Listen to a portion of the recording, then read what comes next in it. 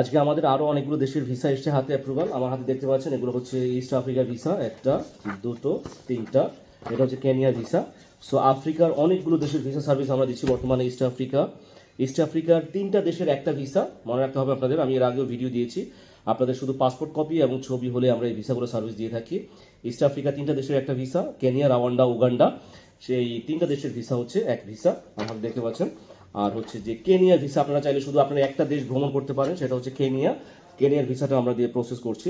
শুধু passport copy ছবি হলে আপনারা দেশে বিদেশে যেখানে থাকেন, দেশের বাইরে আছেন, যে কোনো জায়গাতে, মিডল ইস্ট, মালয়েশিয়া, সিঙ্গাপুর, বাংলাদেশে যেখানে থাকেন, অফিসে আসতে হবে না।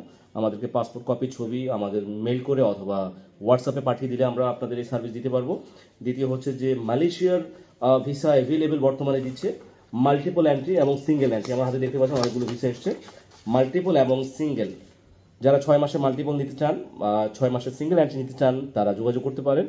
তবে মালয়েশিয়ার যে ট্যুরিস্ট ভিসা, সেটার জন্য অবশ্যই আপনার ব্যাংক স্টেটমেন্ট থাকতে হবে, মিনিমাম একটা দেশ ভ্রমণ থাকতে হবে, এবং আপনার ট্রেড লাইসেন্স, ভিজিটিং কার্ড, এটা অবশ্যই দিতে হবে, ম্যান্ডেটরি।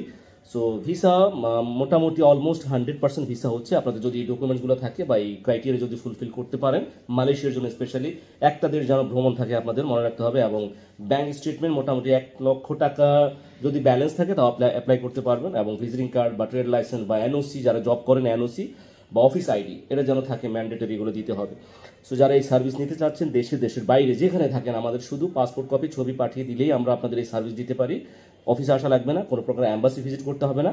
স্পেশালি আমি বারবার বলবো আপনাদের যে আফ্রিকার কিছু দেশ আছে, আমরা এইসব দেশে সার্ভিস দিচ্ছি। অনেকে এখন বর্তমানে অনেক দেশ ভ্রমণ করতে চাচ্ছে, বাংলাদেশিদের অনেক দেশের ভিসা বন্ধ, স্পেশালি দুবাই, তারপরে আরও কিছু দেশ আছে যেটা ভিসা দিচ্ছে না। বা আপনারা চাইলে ডিফারেন্ট কান্ট্রি ভিজিট করতে পারেন, সেটা আফ্রিকার কিছু দেশ আছে।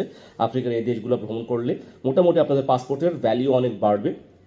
কারণ আমরা যারা বাংলাদেশিরা আছি, আমরা শুধুই এশিয়ার যে দেশগুলা, ইন্ডিয়া, তারপরে হচ্ছে যে নেপাল, থাইল্যান্ড, মালয়েশিয়া, সিঙ্গাপুর, এগুলি কমন থাকে।